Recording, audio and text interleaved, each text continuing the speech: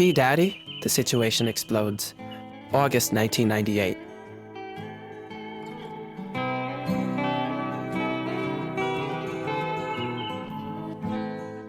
Please, Emmanuel, be careful. The baby is still very small. Please don't put him in danger. A sense of impatience assails me at these words. I can't stand being treated by Antonia as some kind of mentally handicapped person, good only for occasional sex. I want to be respected, not treated with the condescension we use towards limited individuals to avoid making them feel too inferior. I want to feel the way Gianni made me feel, unique and precious. I realize how irreplaceable the hyperbolic admiration that only a gay man can have for another man is. No woman can make you feel that way. It truly becomes a drug, incredibly difficult to do without, and needless to say, I've fallen for it hook, line, and sinker.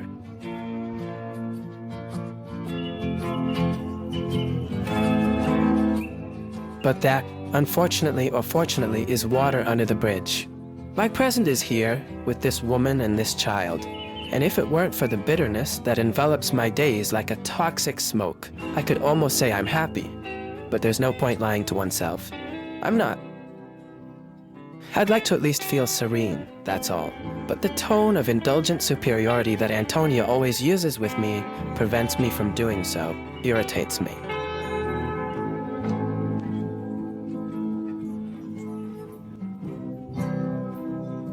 Antonia, I say to her, is it possible that you consistently take me for an imbecile?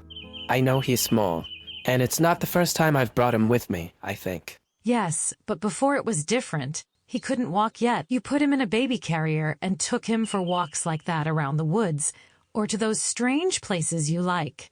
Of course, I'm the usual loser who takes him around the woods, or to those weird places I like, which, coincidentally, you used to like too.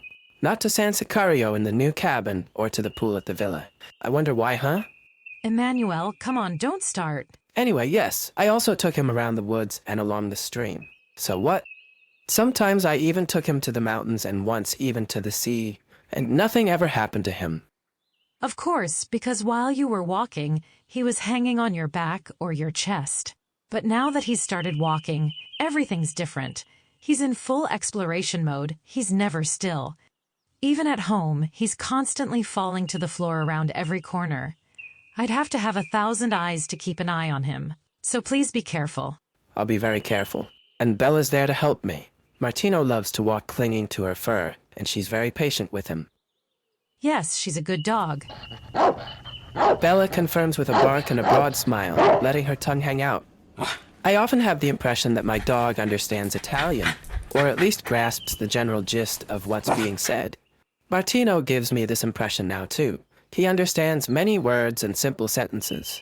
He's a very curious child, decidedly intelligent. He understands cause and effect relationships, and he's starting to construct two-word sentences, which, from what I've read, represent a fairly advanced stage in a child's logical linguistic development. I've often heard him say mom food or cat ball when he wants a ball to throw to Gino, who plays with it like an expert soccer player, dribbling around obstacles and making him laugh heartily. Of course, I don't have the slightest memory of what I was like at his age, but I think I was a rather silly child, the kind who enjoys sitting in their mother's arms and looking around with a dazed, dreamy expression. I loved playing in the garden. Yes, I remember that perfectly. I learned to run very early, and I often scraped my knees from falling, but according to my mother, I never cried. Antonia finally gives me the baby. I pick him up. He paws the ground and squeals a little, wanting to walk on his own, but I don't let go. I place him in the front seat of the Suzuki, in his special child seat, put Bella in the trunk, go back to give Antonia a kiss, and start the car.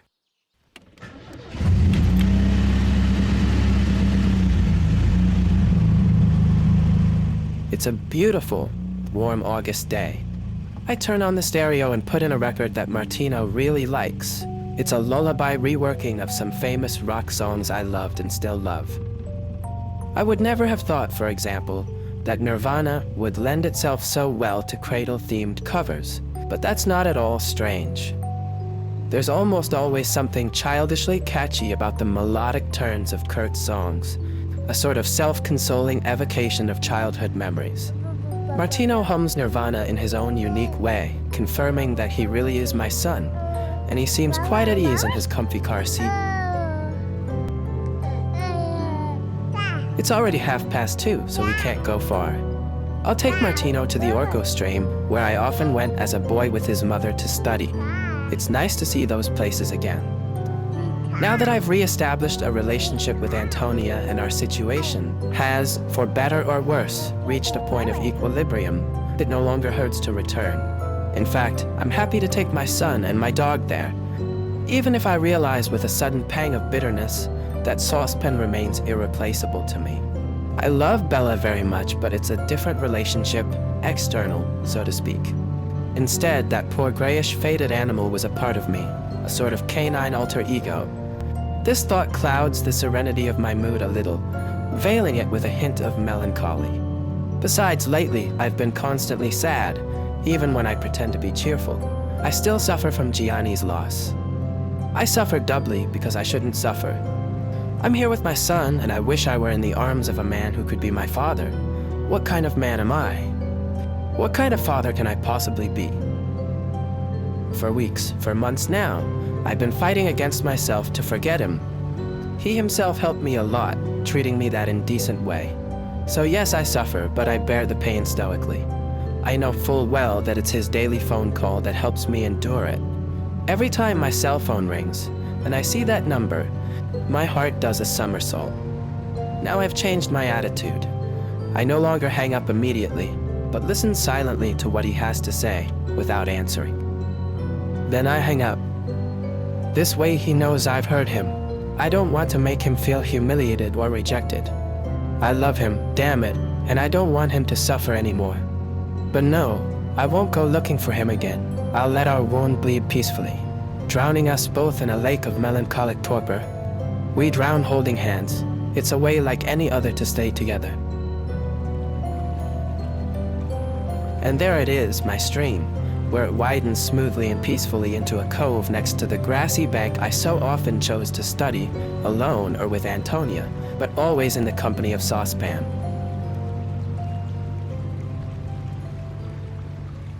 Fortunately, Bella shares Saucepan's tastes and wags her tail happily, while I lower Martino onto the grass and lead him by the hand toward the water.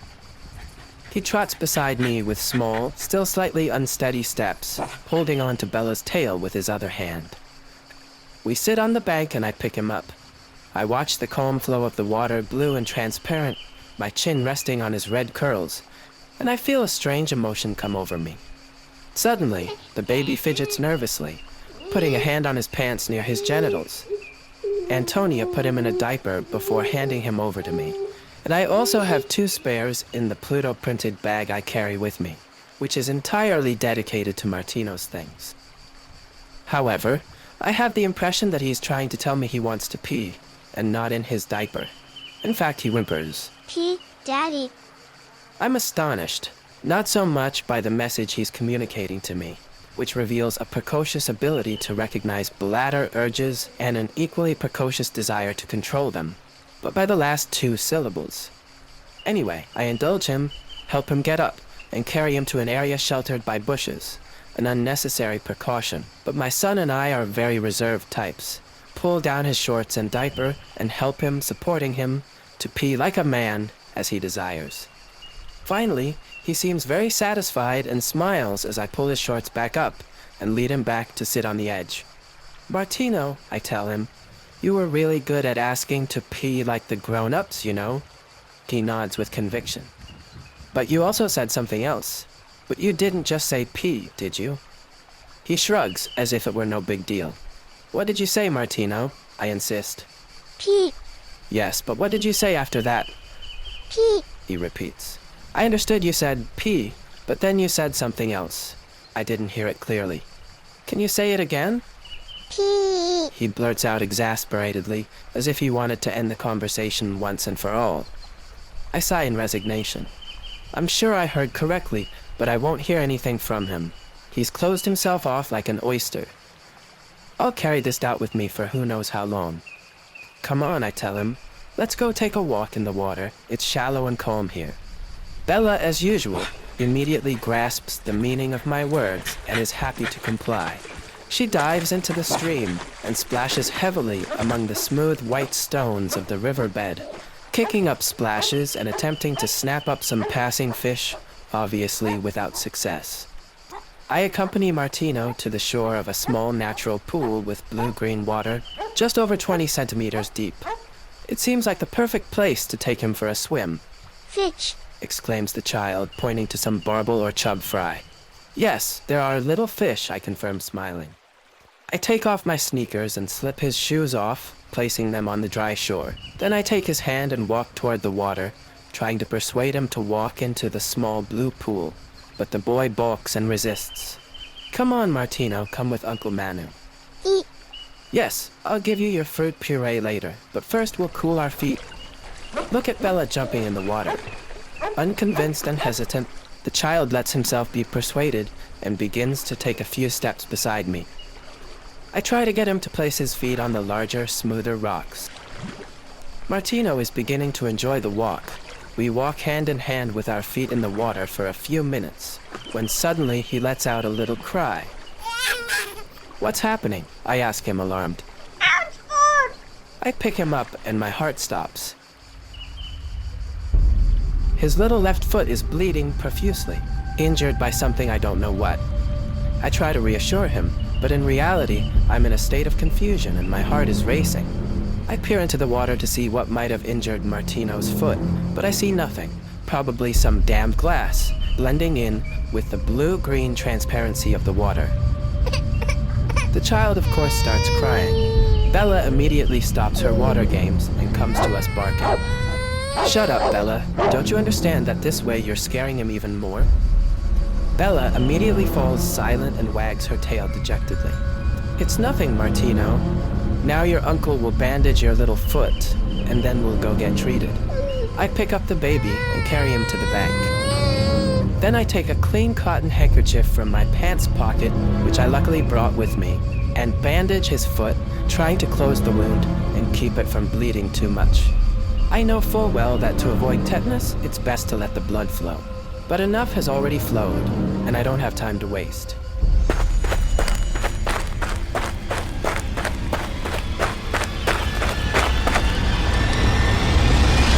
I run to the car with the baby in my arms, place him in his car seat, put Bella in the trunk, and rush to the nearest emergency room, which luckily is only a few kilometers away.